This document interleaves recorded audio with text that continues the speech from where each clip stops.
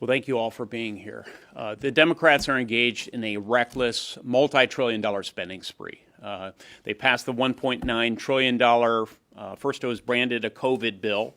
Then when it was apparent that the states and localities had most of the COVID monies they needed, it was restyled as a stimulus bill as we opened up our economy, and we're already enjoying robust economic growth.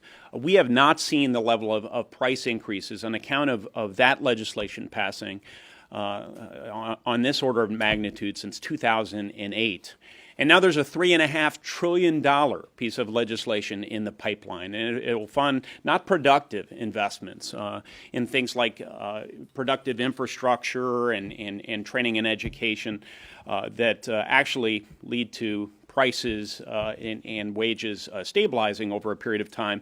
But instead, there are priorities like the Civilian Climate Corps, priorities like electric vehicle rebates, things that frankly don't resonate across the heartland very much. Now, I know President Biden has assured us that this bout of inflation, as we undergo this massive fiscal experiment, is going to be temporary. That's easy for the president to say. He doesn't have to gas up his car. He doesn't have to replace household appliances when they go out, as my constituents do.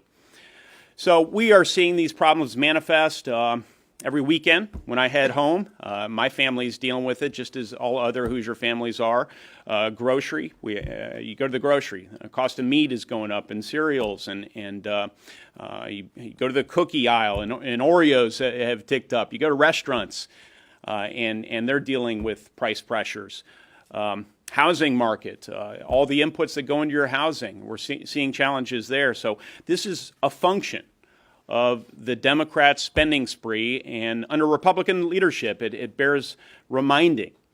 We had increasing wages across all racial and ethnic groups, across all income groups, and we had stable prices. We need to return to that era of Republican leadership.